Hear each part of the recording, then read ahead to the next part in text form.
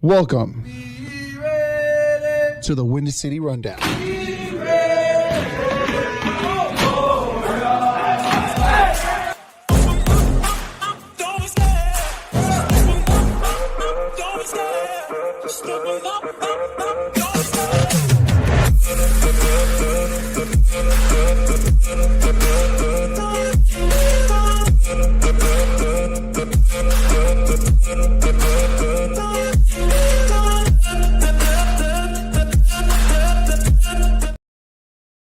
Yeah, welcome back to another great episode of the Windy City Rundown. That is Jose Contreras. I am Eric Avila. As always, guys, make sure you follow us on all our social media platforms, on Facebook, on YouTube, on Twitter, TikTok, Instagram, all the good stuff. Like and subscribe on our YouTube page. Like and share on your Facebook page. Our shows on every single show on our social media platforms. And as always, you guys can join us on the link too as well. Well, make sure first things first, like and share on your Facebook and like and subscribe on YouTube. Jose, what's up, man? How are you today? What up, Eric? Good, man. Good. Good weekend. Good week of football. Good week of basketball. The longest delay ever. Great weekend for you, huh? Yeah, 100%. Yeah, it was a great weekend for you, huh? Yes, sir. You know it. 110%. Jose, we got a Super Bowl. We do. You know, we got our two teams that are playing in the big game on in a couple weeks. Yeah, Broncos. But we'll get that probably a little later on it. Yeah, right. We'll get to that sometime next week too as well. Talk about our predictions to see what we feel about a Super Bowl game next couple weeks, or next week, should I say? But Jose, first things first, let's talk about our beloved Chicago Bears. Football is 365 days throughout the year, Jose, and right now the biggest talking point right now for the Chicago Bears. If you were a GM, Jose, what would you do? Would you trade for a NFL defensive end already established, ready made? Or would you draft a young and up and coming player with just the raw ability and just see what happens? In your mind, Jose, in your grand opinion, and we want everybody on this comments and let us know too on the comment section as well. You could join us. Link is right there on our comment section, or you could enter it too as well. But Jose, what would you do if you were the Bears GM? Would you trade for a defensive end, or would you draft one? I think I would trade for one. It'd be nice to draft a sure thing, right? Just knowing that, hey, this guy is going to be a difference maker. This guy is going to be able to help Montez Sweat or this defense get after the quarterback. It'd be nice to identify that in the draft, because you at least have them under control for a lot longer and cheaper. But that's not always guaranteed, right? You got to hit on those. And I'm not saying Ryan Poles can't. Ryan Poles did a lot of good things. But what I'm saying is, if you have someone who's established, who can make that, big splash for you defensively, why not go for it, right? You have like someone like Max Crosby, someone like Myles Garrett. You know what they'll bring to the table. I mean, you look around, the Vikings have a good defense. The Lions are only getting better. The Packers got Micah Parsons last year. Like, you got to be there, right? You can't do it all offensively, as well as Caleb and and Ben Johnson are offensively, you just you can't rely on them 100%. Defensively, you got to be able to stop these the players like Matthew Stafford or the Seahawks and what they were able to do this past weekend, right? You got to be able to stop teams like that. So if you can do Mhm. that, getting Miles Garrett or Max Crosby, that's the road I'll take. Yeah, and I think you and probably a good chunk and a good portion of Bears fans would actually like to go that route. Just trade for somebody who's a proven commodity already in the NFL. Simply because the Bears are in this situation, or the Bears have put themselves in this situation, should I say, and their expectations just grew after this past season. Super Bowl expectations now is in a requested for the Chicago Bears. We all know that the defensive line wasn't all that great for the Chicago Bears last season. And if you get yourself a la Max Crosby, or if you get yourself somebody somehow Miles Garrett, somebody of that caliber type of player that you have to trade assets away to get to your team, and really just if that's what your team is willing to do, then great. And also Tony in the comment section says trade and draft and develop the kid you draft 100%. Um, yeah, I mean, look, there's the thing about the draft, like, and everybody knows it's a crapshoot unless if there's like a full blown guaranteed player that is going to come in and cause chaos right away.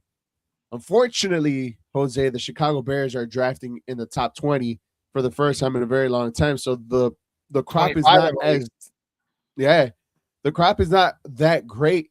You're not going to get the top lines difference maker starters, but that's the I guess that's the price you have to pay when your team is good enough and it makes the playoffs and advances into the playoffs. You're going to get a very high in the back end draft pick, but I think that's what you want at the end of the day, because you rather be competing for a title or being in those positions than being in the first top 10 picks that the Bears have been drafting in the last couple of years, Jose.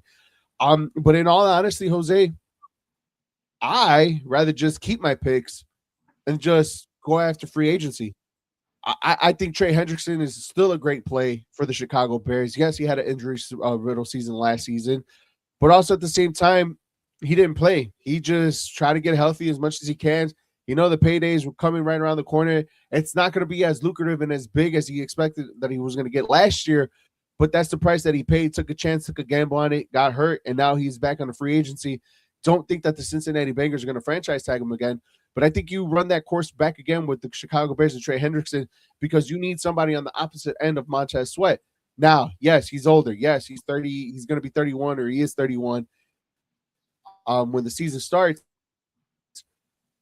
But he has been a productive NFL player outside of Miles Garrett. And all you really have to do is just give up money for it, money that you can actually control.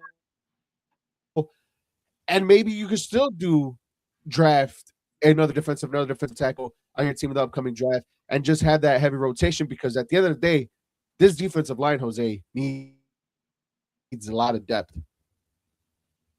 Yeah, no, it does 100%. And the beauty of what you have going on, right? And beauty of what this season brought, with this team is the fact that players like that are going to want to come here and sign long term, right? I mean, why wouldn't they? They see something special 100%. cooking and brewing here in Chicago. And that's the first time we can say that in a long time, right? That's the beauty of going to the divisional round. That's the beauty of being the comeback kings like you have been all year, right? That's the beauty Yeah. of having someone like Caleb on your team. That's going to attract great players, right? People are going to want to be a part of that. They're going to want to experience that. So 100%, if you can make if you can make that trade or whatever it is that you got to do to get him, do it. I would not be mad at it. Um, Selfishly, obviously, you want to go for the big name, right? The big fish, because why Mhm. not? If the Packers can do it, why can't we do it, right?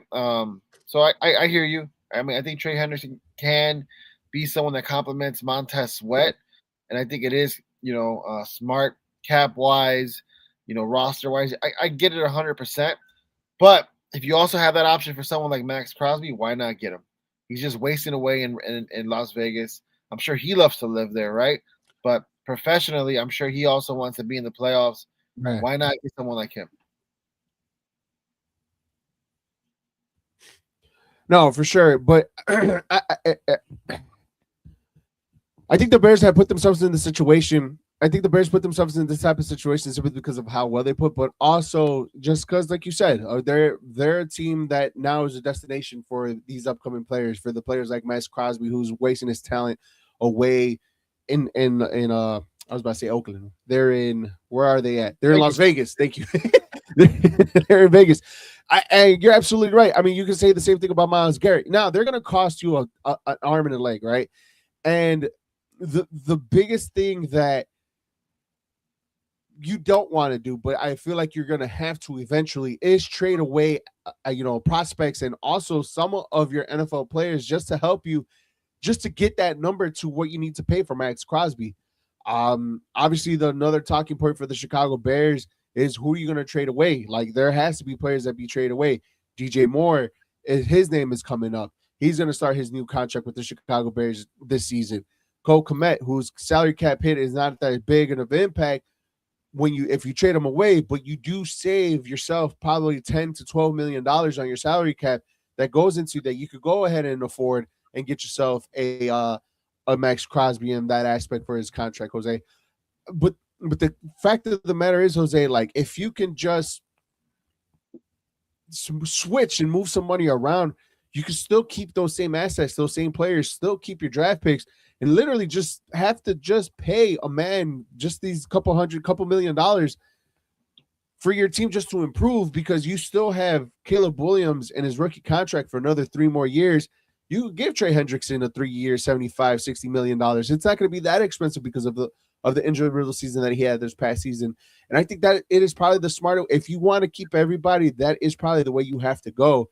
But I I agree. don't think everybody. I don't think everybody is going to come back next season. I would say this. I agree, right? And Teeter's even asking, like, what am I willing to give up? I'm one of those I want my cake and eat it too type of guys, right? I want to get someone like Max Crosby, Myles Garrett, but I don't want to give up anything. But I understand you have to. That's the nature of the business. I get it. I understand, and that's why I like your scenario, right? Because you don't have to do all that. My biggest thing is, you want the best players available position wise, and if that means you got to give up a couple first round picks, if I bet look, I'm starting to trust Ryan Poles. I think he's garnered that. You know what I mean? I think he warrants the trust after seeing his draft picks this year hit. After seeing the moves that he made, everything that he's done to get us here is working. At least it worked this past season, right? So this Mm-hmm. is a what have you done for me lately kind of league, and what he's done is show at least that we can trust him. So if he's willing to give up a few first round picks, I'm happy to be like, yeah, let's do it, right? Let's get these guys. But if he wants to go your route and he wants to be a little bit more conservative and be like, you know what, or just methodical and like, hey, let's you know beef up because let's be honest, Trey Hendrickson, right? He's an upgrade no matter what. So just bringing him in is already automatically bolstering that defense. I agree 100%. And if that's the route he wants to take and use the picks and everything else elsewhere, cool. Again, I'm all for it. I'm I feel like we're all in a unique position here where it's like, hey, we can trust Ryan Poles. But again, I also agree with Caesar exactly, and he made my point. This is also a win now mindset, right? We with this team, with this coach, with this quarterback, we need to win now and win quickly because eventually Caleb's going to cost us money. Eventually, if Romadunze pans out, he's going to cost us money. Same with Loveland, same with Luther, right? I'm pretty sure DeAndre Swift, even if he comes back this year, he's not going to. I don't think long term he is our answer. We have him a non guy, but you can tell Ben Johnson likes that two running back set, right? You can get that in the draft. But again, it's all about how we can make this team not just better but win a championship. I think that's the biggest thing, right? That's why selfishly I want someone like Myles Garrett or I want someone like Max Crosby. I'm not saying Hendrickson can't do it. I'm just saying if Hendrickson's out of those three, if he's number three, and we let someone else get number one and Yeah. two, especially in our division, like the Packers got Parsons or in our conference, that's only hurting us at the end of the day.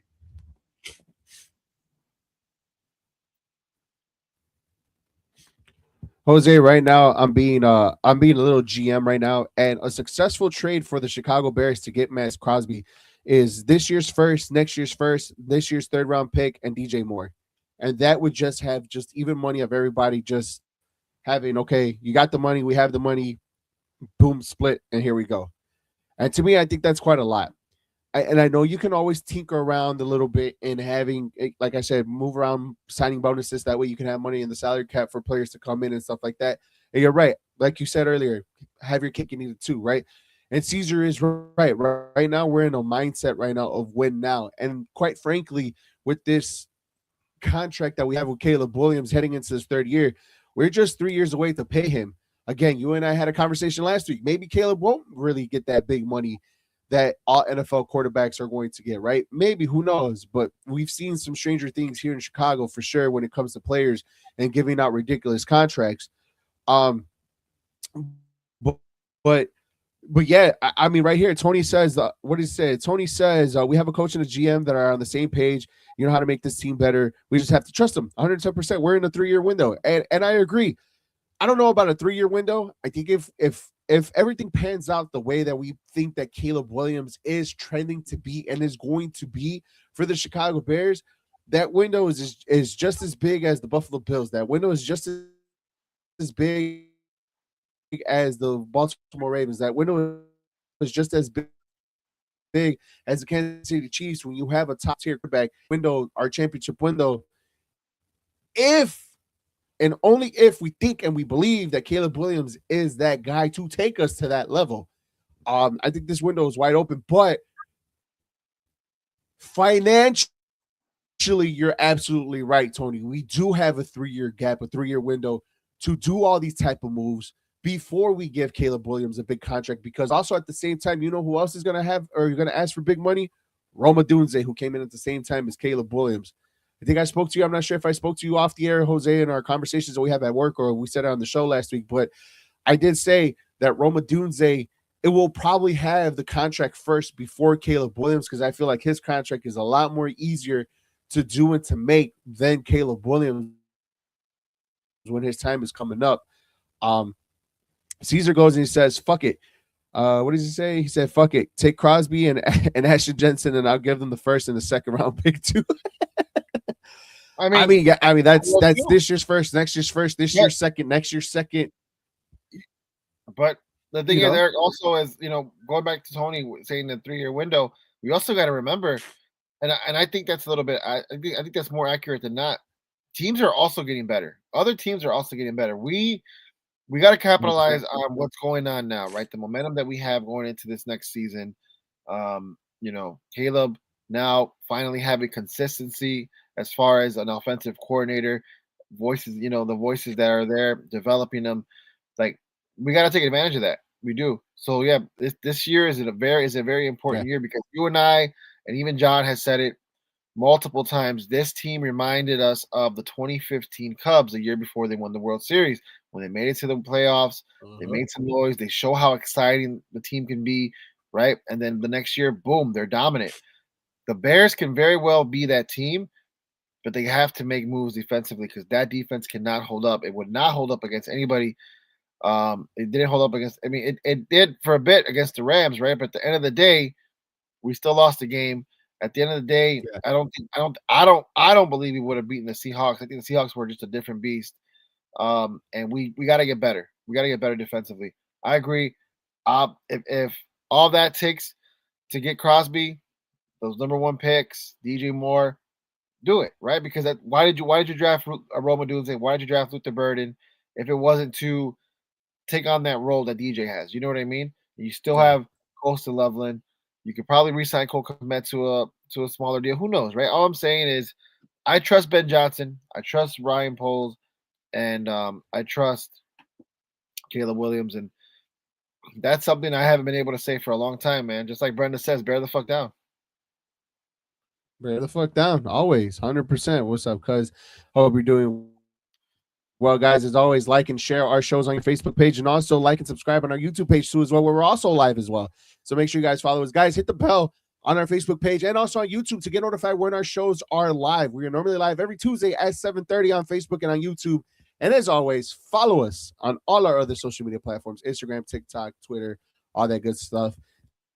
Just like I said, Like and subscribe, like and follow, and like and share on Facebook too as well. You know what? And this is like, I think for the first time in a very long time, Jose, we can actually have a conversation about the Chicago Bears and kind of feel like a little bit greedy, right?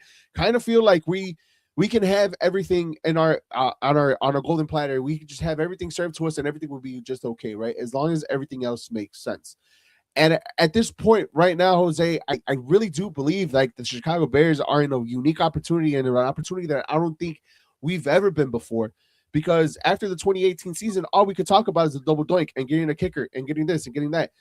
This time around, I think it's a lot more simpler and a lot more easier, and a head coach and a quarterback that you can actually have comfortable, like actually have confidence in and doing the right things. And like you say you trust Ryan Poles. That's something that we've been not saying for the last 4 or 5 years since he's actually taken over as a GM. That we have confidence in him to actually do something right. For the first time this past season, all his draft picks sort of feels like they've hit. Luther Burden, Colston Loveland, Trapillo for a minute or two before he got hurt. Like the main big focal impact players that he drafted, Manungai, who he got in the 7th round, like those are all true legit players that made a difference this past season. I mean, you could take a handful of players in each every year. Kyle Gordon, Jaquan Brisker, here and there in one draft, right? Obviously, Caleb Williams and Roma Dunze together 2 years ago, 3 years ago now. You know, but like handful of players here and there. This time he actually hit on a whole draft.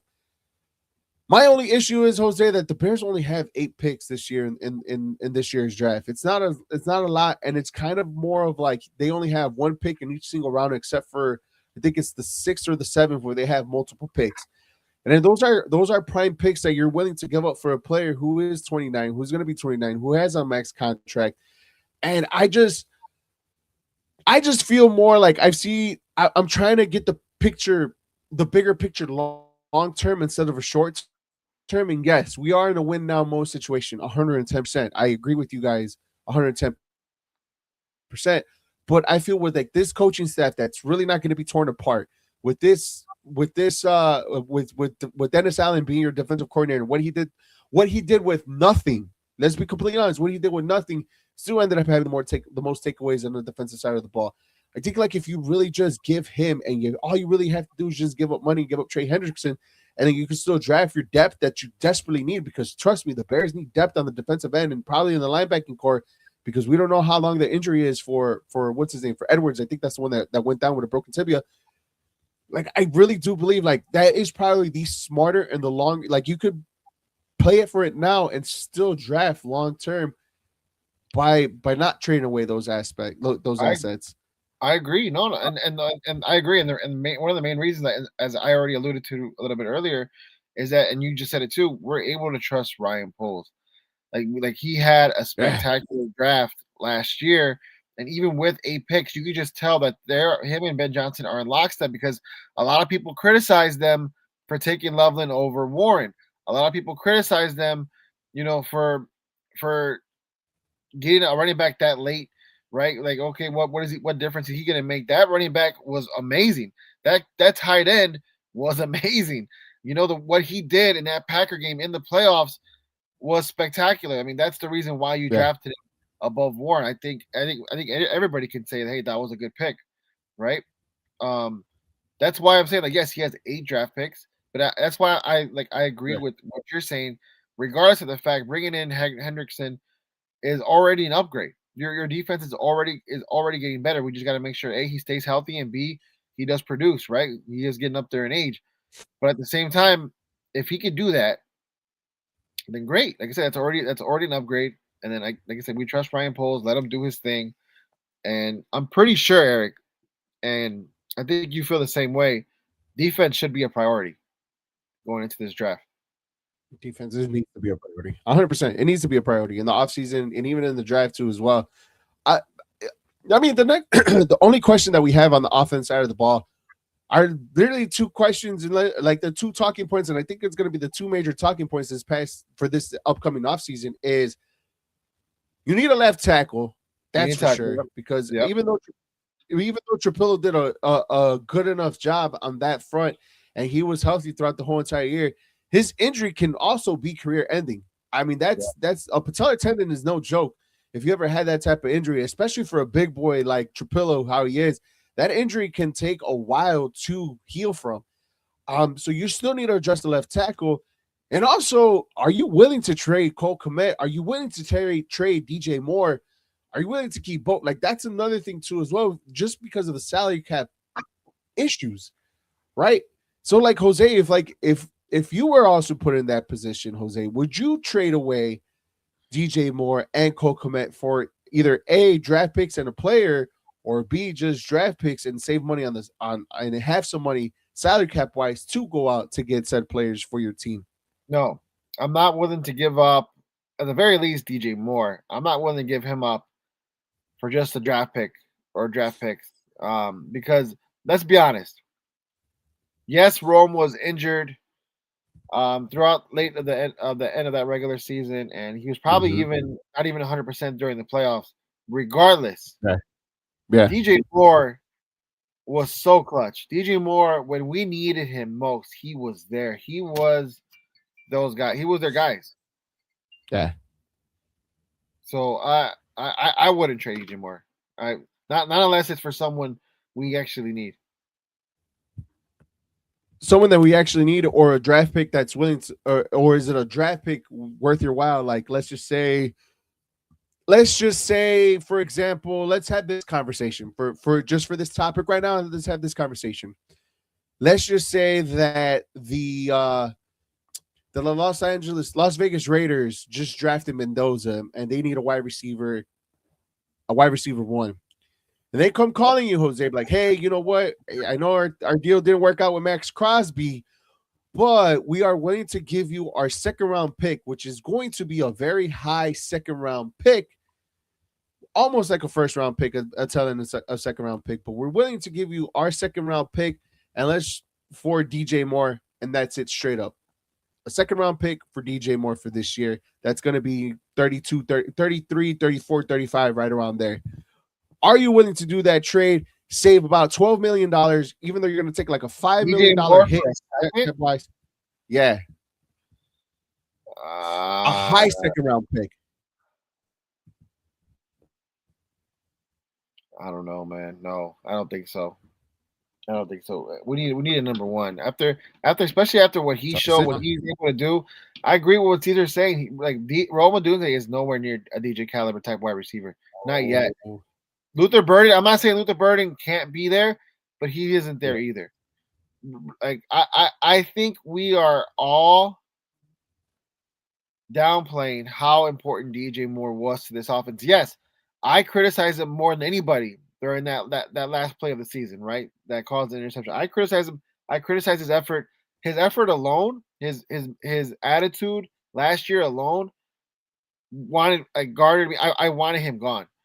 But if we're talking about just production and just what he was able to do and how much he meant in each of those games that we won, he was pretty damn important. And if we're just giving them up for a second round pick, I get it's a high second round pick. I get it. But who steps up next year? And are we certain they even have that capability? We haven't seen it from Rome yet. We've seen flashes, but we haven't seen drafted Burden and Roman Zayn for that ass. But Luther Burden was there with Rome, with DJ, and again, flashes. You get flashes. But my thing was when the three of them were on the field, who showed up to be the better wide receiver? It was DJ. When Rome was out, right? When it was between Luther and DJ, you don't think that they have the best defenders on DJ, and yet he was still out there showing why he was the best receiver on the field. Let's be honest, like that's production you can't replace. He's a number one wide receiver for a reason. I'm not saying it's a bad idea. I'm not saying it's a bad idea. I think Ryan Poles can make magic, right? With something like that. Like if he did do something like that, I trust him. But we would need Rome and Luther to step up. Apparently, I'm smoking something, Jose, because Caesar said I'm smoking. He said, hell no. Komet would be a pick for 100% sure. Rome isn't a DJ caliber. Rome isn't at DJ's caliber yet. 110%. I think this would have been the perfect season for Roma Doomsday to be that guy, right? But I mean, look, he started off the season that way, right? He started off the season to where you even thought about trading DJ Moore at the trade deadline because he had scored a touchdown in the first 6 or 7 games of the season so far for the Chicago Bears with Roman Dunze. Roman Dunze was Caleb Williams' number one go-to before even Loveland, before DJ Moore, obviously. And that's why the conversation has started, right? Again, it tailed off at the end because one, Rome got hurt and was playing hurt the last couple games of the season. But That even was then, last so year, like, though, Eric. right. But That was even last then, year so, with like, Leaders. say, That wasn't with Ben Johnson. right. But what I'm saying is Rome, Caesar, he said Rome isn't at DJ's caliber yet. But at the beginning of the season, he was surpassing DJ into No, what he could be, into a legit number one. Jose, oh, he was the number one target for Caleb Williams. He scored a touchdown in his first 6, 7 games of the season. He was his go-to guy. It felt like it was force feeding. He was force feeding Caleb. Rome was force feeding Roma Dunze in almost every single game. And we've talked about it in our shows, talking about he needs to spread the ball more because it looked like he's just finding Rome at any single point of his passes. And we've had that conversation in the beginning of the year. And then towards the tail end, when he got hurt, that's when the ball started spreading out a little more. That's where he used Colston Loveland a lot more. Obviously, DJ Moore in those game-winning touchdowns against the Packers and making those big plays at the end of the season. That's where he started showing up even more. But mind you, Jose, when he had that 2 touchdown game against Cleveland, it took him a while up into the Packers game for DJ Moore to come back. And then after that, DJ Moore was nowhere to be seen the next 2 games after that against the 49ers and against the Lions. It wasn't until the game again against the Packers in the playoffs where DJ Moore showed up again. So, mind you, I'm not saying trade DJ. I'm not saying that. But if somebody is willing to call, like a Cleveland Browns, like the Las Vegas Raiders, like these teams that are having these young quarterbacks, are going to have these young quarterbacks and need a wide receiver one, and they're willing to give up a second and possibly maybe another draft pick. But for sure, those picks, those teams that are going to be drafting high again in the second round, that's value because you're still going to get a top end player no matter what position that you need. Because the Bears are still going to need a lot of players. It's you're willing to listen to what they're going to give you for DJ Moore.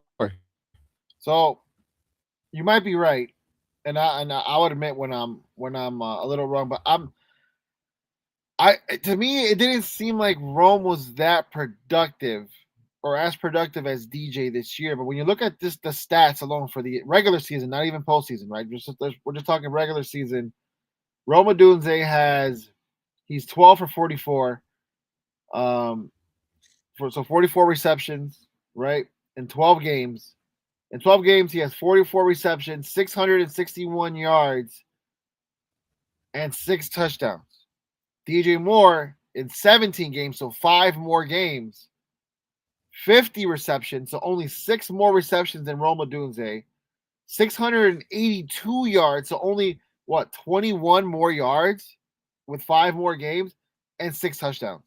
So you're onto something. You might be right there, right? With Rome, when Rome was healthy, 100% healthy, him and DJ basically had the same stats, right? DJ just played 5 more games, and DJ barely passed him in yards, and they had the same amount of touchdowns. Now, a lot of that, right, has to do. You also have Colston Loveland, who had more yards than both of them, with 713 more receptions, right, and also has 6 touchdowns. And then you also have Luther Burden, right? But Luther Burden only has 2. Regardless, you're onto something there. I was wrong because I thought maybe Rome. To me, it didn't seem like Rome was flashy, but you're right. 6 touchdowns, not a lot. Nothing basically happened second half or late in the season, so that must have all came in the beginning. We just again consistency. Then just stay healthy, right, and do it for a full season. And yeah, then I'm on board.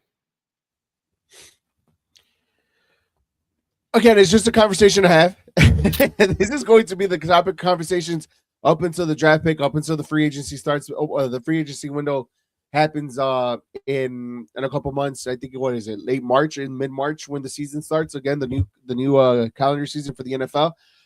It's DJ Moore is going to be a hot topic to talk about because there's going to be a lot of teams out there who are willing to to trade away draft picks for a player like DJ Moore, especially if they're going to have a young quarterback that he needs to have some type of confidence throwing to, right? Same thing with Cole Kmet, right? Cole Kmet, if you trade him away, you save money and there's no cap hit to your team.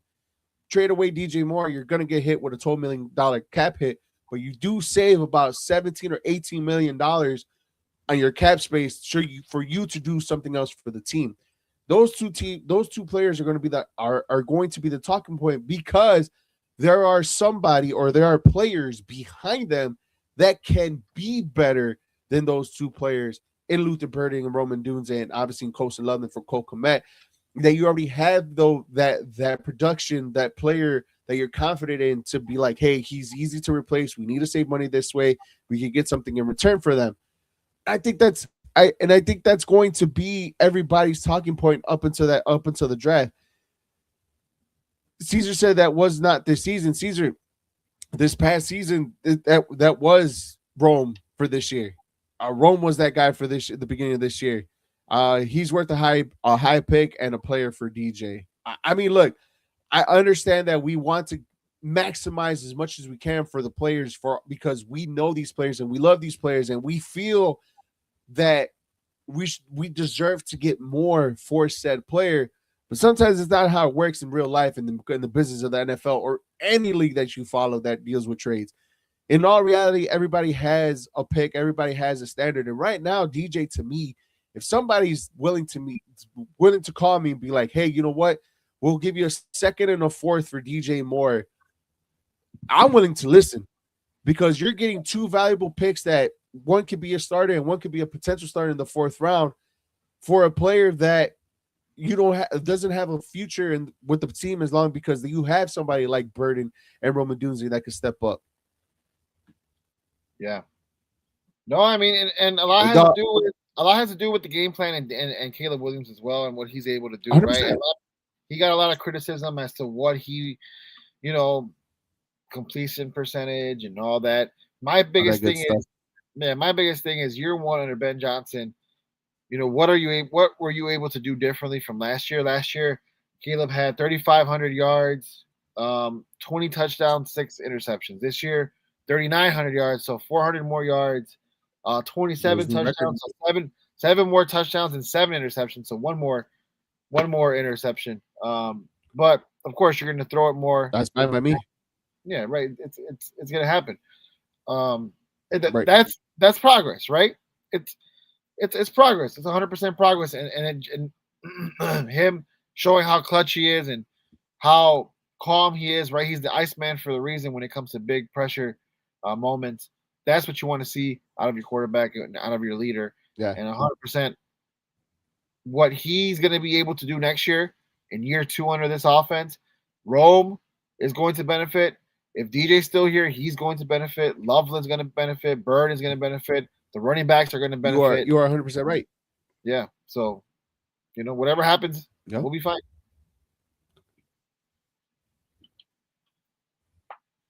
Yeah, 100%. We'll be. I think for the first time in such a long time, Jose, or ever being the Bears, like we started talking the show before we started segment. The fact of the matter that the Bears where everybody, this will be a addition for all the free agents, as well as this can be a very good opportunity to build on what you can for the team.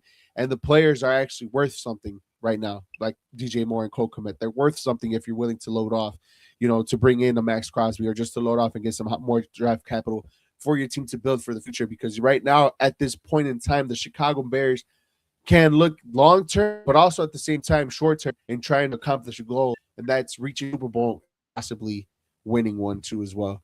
Windy City Rundown here on Facebook and on YouTube, guys. As always, make sure you guys like and subscribe on our YouTube page, and also like and share our episodes on your Facebook page too as well. Follow us on all the social media platforms and hit the little bell on both YouTube and on Facebook to get notified when our shows are live every Tuesday at 7:30.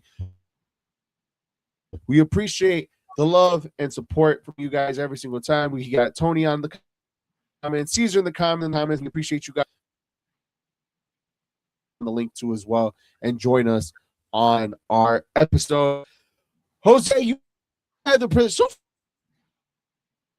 2026 was it for you has sports year in January. We're only in January, and right now we went to the Bears Packers game, the playoff game in the beginning of the year, and you, my friend, went to the cash grabbing, money scheming scam game on Saturday night for Derrick Rose retirement jersey. Jose, how was that for you? How was that environment? How was the United Center that day? And obviously, he capped off with a Bulls win, last second three.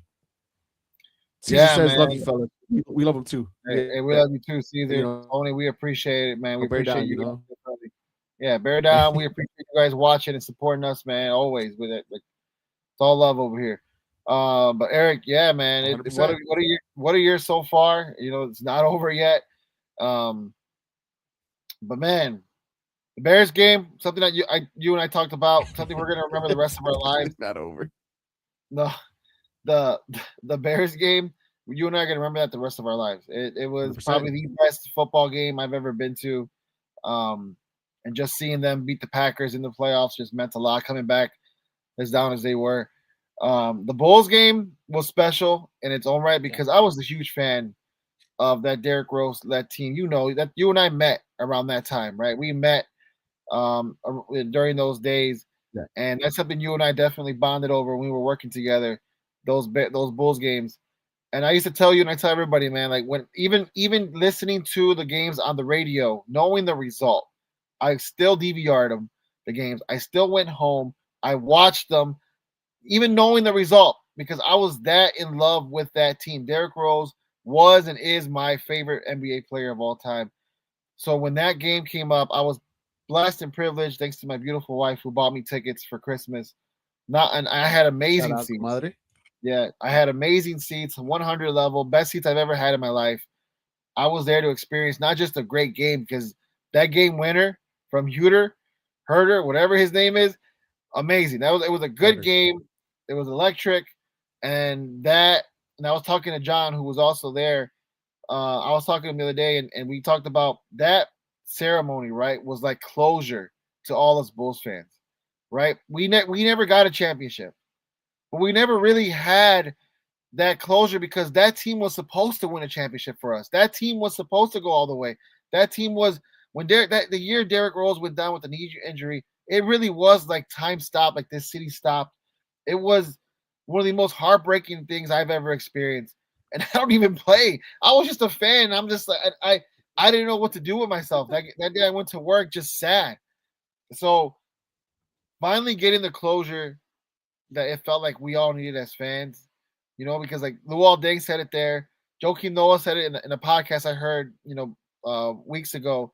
This is like their championship. This is like their banner, their championship banner. Derrick Rose's retirement, his jersey getting retired is their championship. It's their banner because they were there along for the ride. They were there, been through it all with each other together.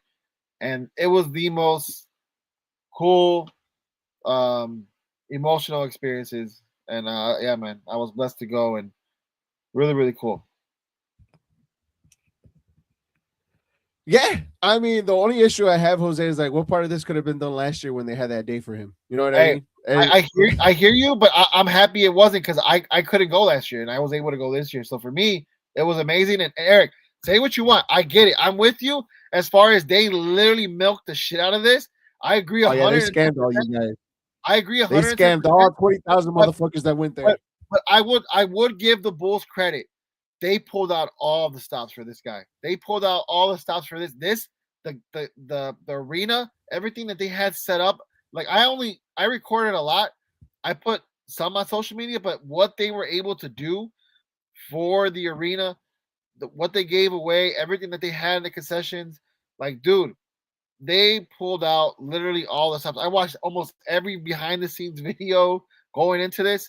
They legitimately took care of Derrick Rose, and to me, it's only a positive because superstar players who may want to come to Chicago, knowing damn well this could be them. They could be that loved. They could be that. No, It, no, Eric, no, no, I'm not talking about a no. championship contending team. I'm talking about Not even what that. this. Not No, even wait, that.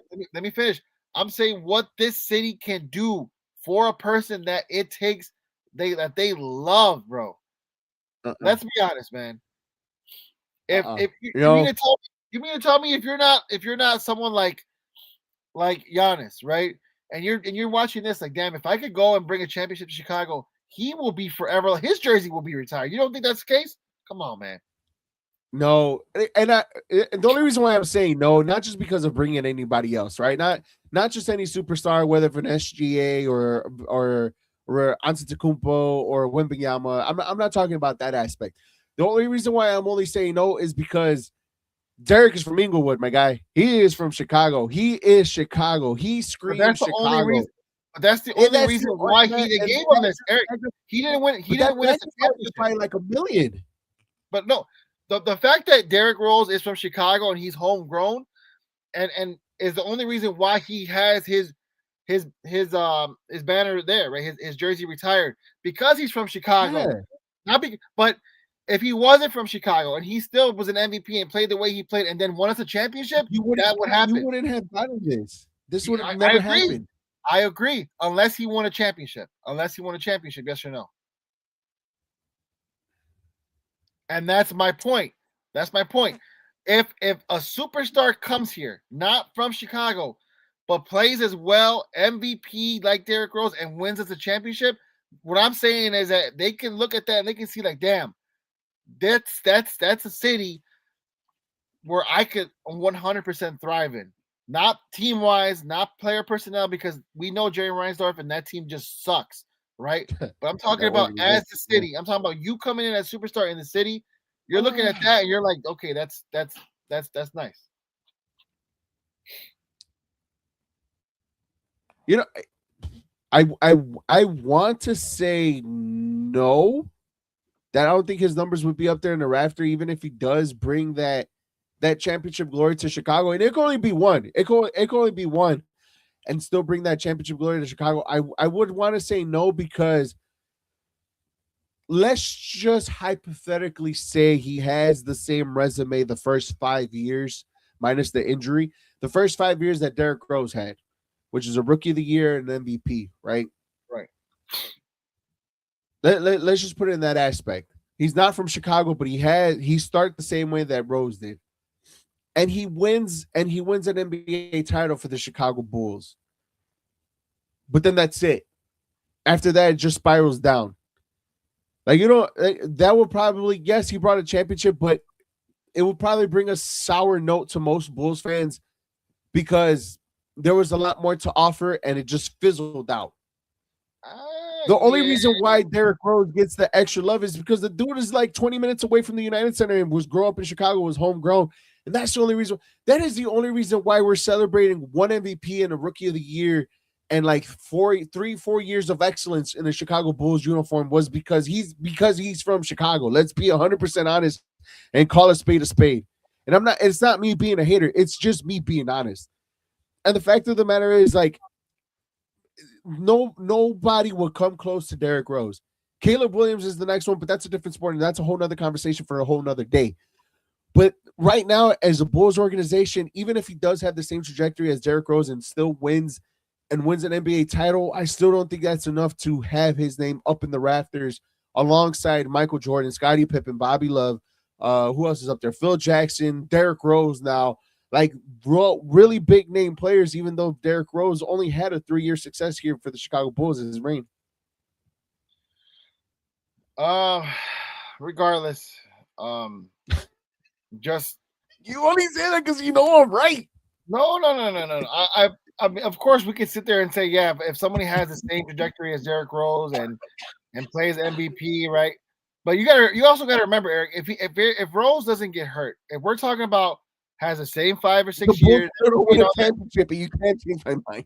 well, no. What I'm saying is we're playing a hypothetical, right? We're saying if he had the Right. same exact 5 or 6 years as Rose, if that's the case, then he's winning more MVPs, that player, because you don't just have those years like Rose did and not, right? The only thing that stopped Rose from doing such thing was the injury. And you said there is no Right. injury.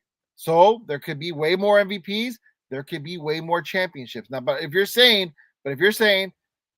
it goes all downhill from after the MVP year, then I could totally see that, yeah, you're right. Maybe that doesn't get And that doesn't happen. But what if it?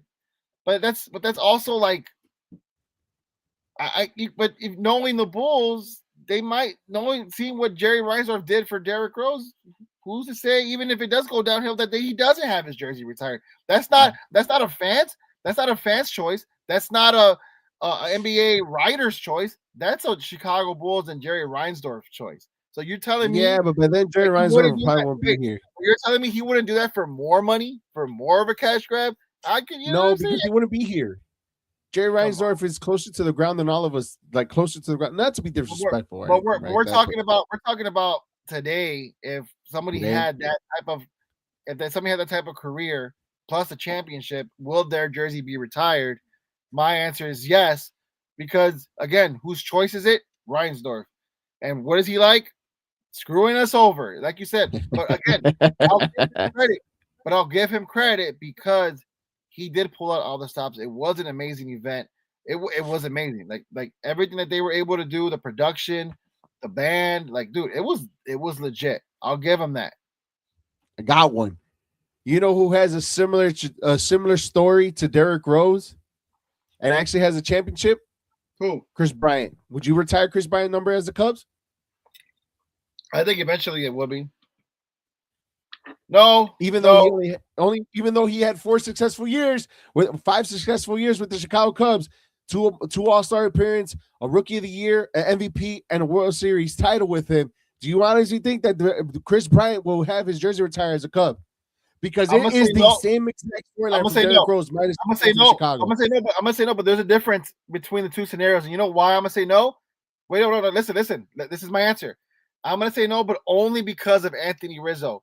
When you put Anthony Rizzo and Chris Bryant, yes, Chris Bryant has more accolades than Rizzo, but I could totally see Rizzo's number being retired over Chris Bryant. Like if they had a choice between the two, it's gonna go to Rizzo because he was there longer.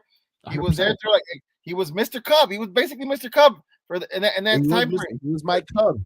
But that's the only reason. If there was no Anthony Rizzo, I would say yes. But because there's an Anthony Rizzo, I'm gonna say no.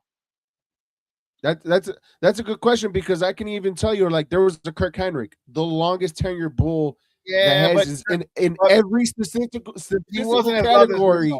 He wasn't as loved as Rizzo, and you know that. That is 110%. I get Joakim Noah then.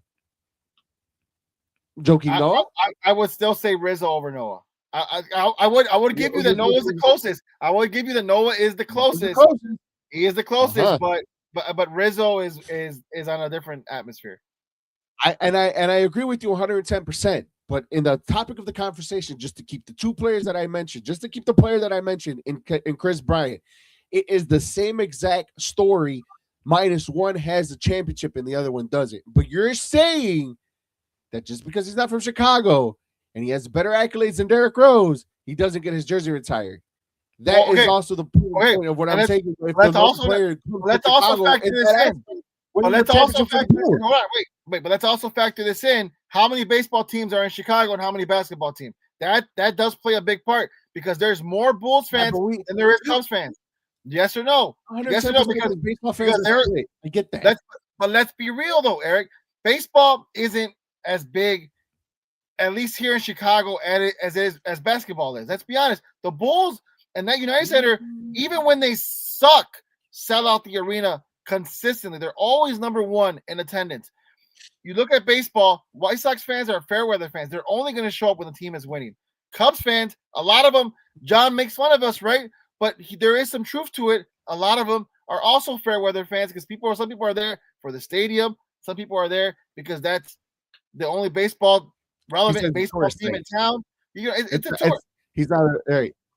But Bulls fans, not fuck the Bulls, but Bulls fans, right? Show up and show out even when the team is down because basketball is just different. It's football is number one. It's king here in the city. But basketball, when the Bulls are good, is a close second.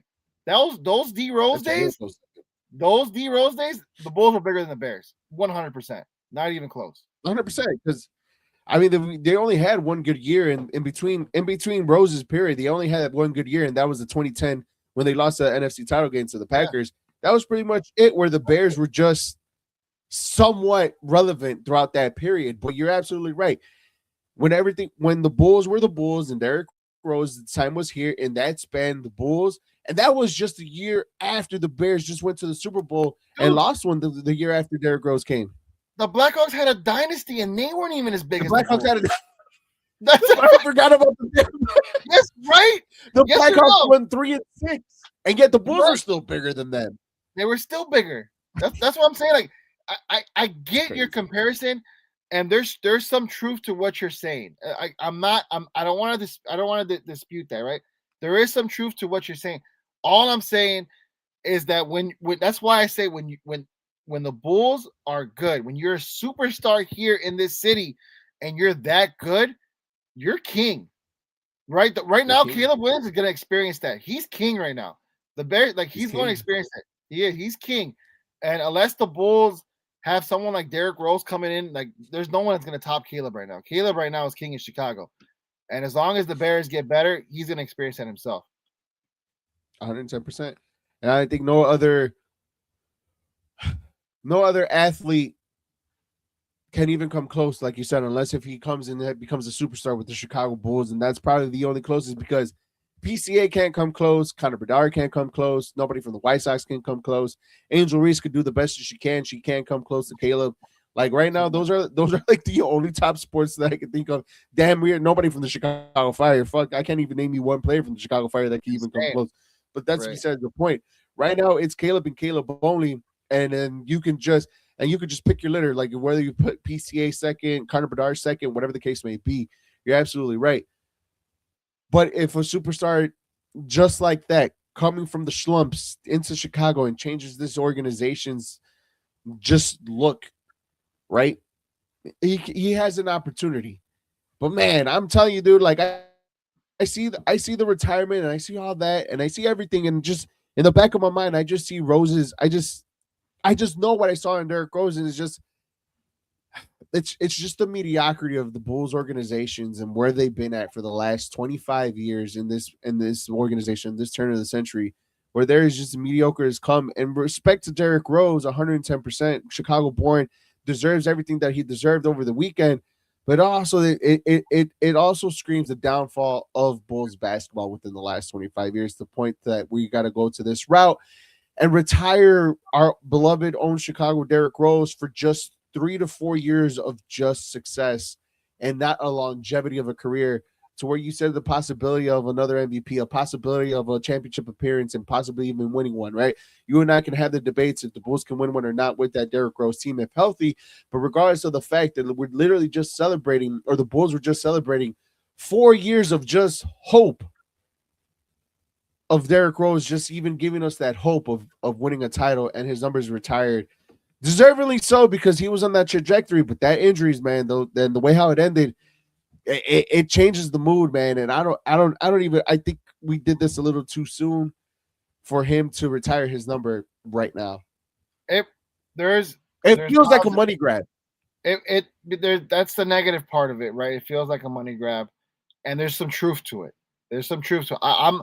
I'm the biggest Derrick Rose fan and supporter, and I'll admit there's some truth that this was done mainly because it was more of a money grab than anything, right?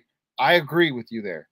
Um, at the same time, it's also a credit and it's also a salute to Bulls fans. Because again, like I mentioned already, they're still number one in attendance year in and year out, while the Bulls team are bad. And the fact that the Bulls organization, the fact that the Bulls organization seeing and know they could get a money grab is because they know how passionate the Bulls fans were for that team, for that player, and Derrick Rose. And that's only credit to us because you don't see that anywhere Yeah. else. Yes, call us stupid, but we're also very passionate and we're also very, very loving to the people that make us feel like all those emotions that Derrick Rose made us feel in those moments. Like that I view it that way. I view it that way. That was just yes, that was a money grab for the owner, but that was also for us because we loved the fuck out of that team. We loved the fuck out of Derrick Rose, and that only showed in that Yeah. retirement jersey because man, that was the hottest ticket in town, and there wasn't a dry eye in that stadium. Trust me, I was there. Like, man, it was emotional. It was legitimately, like I said, the closure we all wanted and we all needed. So that's also credit to the fans.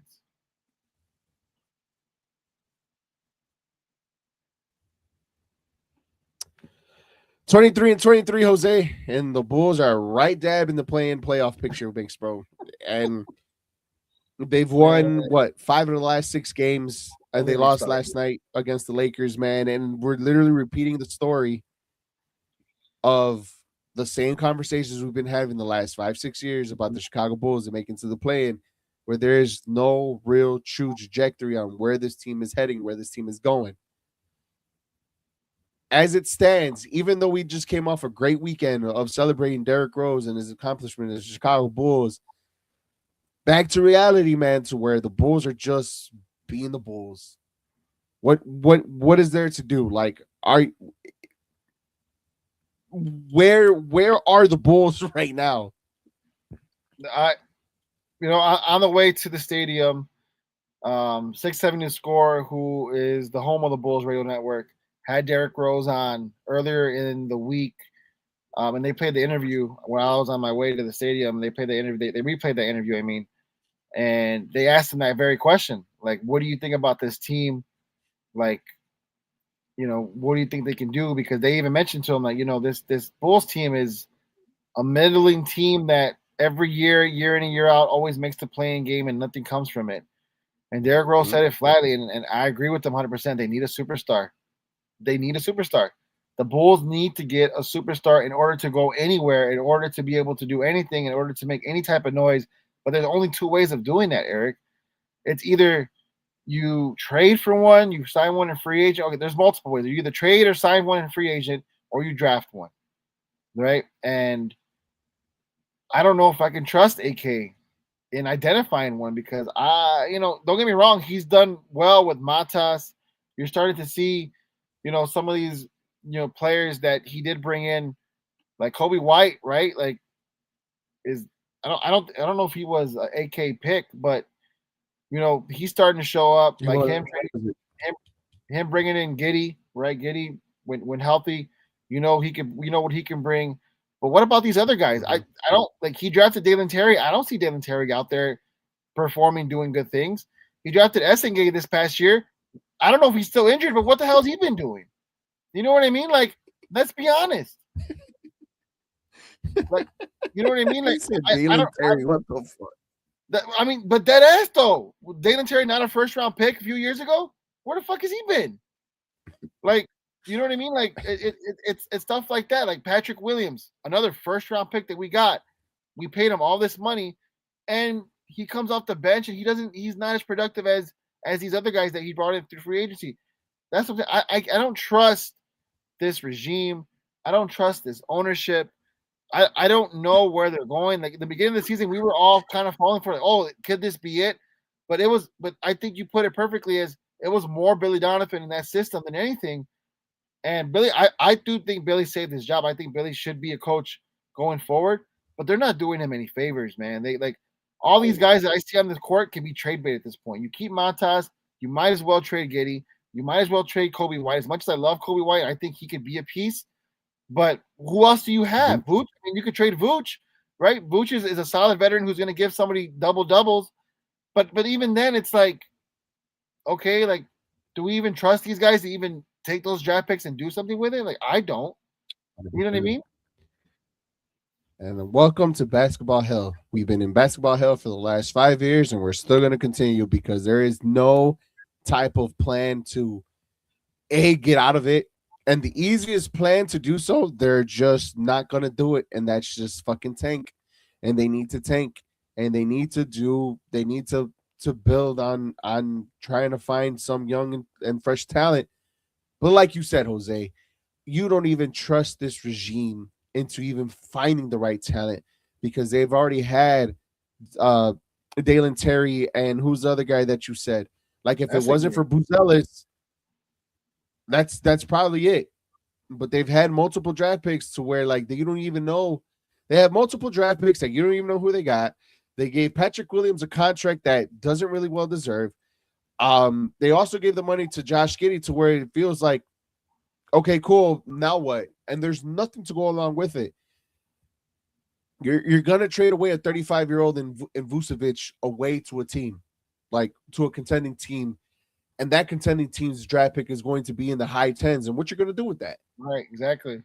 It's just like there is a right answer, but the right way to do it just is still gonna feel so wrong because of how incompetent this organization is from the very top on to the very bottom. Yeah, and going back to what Derrick Rose said, as you need a superstar. You're not going to sign one a free agent because who's going to want to come over here when there's nothing to come play with? You're not going to get and like you said, you're not going to get them in the draft because in order to get a superstar in the draft, you have to go in the top 3 picks, and you're not going to tank for those top 3 picks. So what are we doing here? Exactly. What are we doing? We're in basketball hell. We're just content in being in this 8, 9, 10, 11 place and have an opportunity to make it to the playoffs instead of actually, hey, let's solidify ourselves in the playoffs and be a contending team. But they don't have the mindset to do that, nor they have the mindset to tank. So it's just kind of like we're middling. We're middling. And like everything, like you said, like everything that, and I've said it, everything that the Bulls have done has just been so wrong at every single move that they have made. You know, Tony on the comments says there's a Mexican saying, Los Bulls le están dando sole con el dedo, 100%. So he's not watching them. And I've been boycotting. I've continued back my boycott too as well. Like I'm not watching the Bulls games anymore because it's like it frustrates me when they win, and it frustrates me that there's no plan. But also at the same time, is like it's also frustrating that they're not tanking and they're not losing, and they need to lose. And it's just. Ugh. It's sad. It's sad. It's sad. We're stuck in hell. We had such a great season with the Bears and so much highs to now our winter sports. The Blackhawks are okay, but the Bulls are just giving us headaches, man. It is just crazy.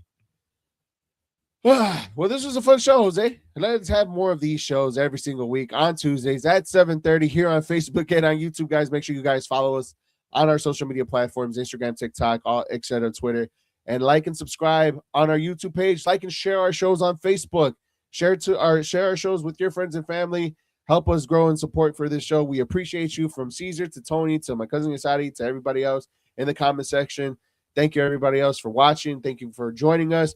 We'll be on here 7:30 next week. We will talk about the big game against the Seahawks versus the Patriots. Did the Bears get it right with Ben Johnson as the head coach and also Caleb Williams? That's the talking point for next week too as well. All that and much more here, guys. Follow us, like us, support us. Jose, any last words? No, I appreciate you guys watching, and we'll be here next week. We will be here next week. Congratulations, Derrick Rose, to get his numbers retired. And as always, Jose, hit that outro. We'll see you guys next week.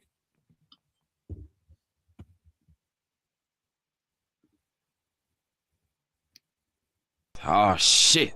Here we go again. He's running like he's got a lobster down his pants, showing that he is as slippery as a bar of soap. Like poop through a diarrhea-infected goose. Commented about it. That's fine.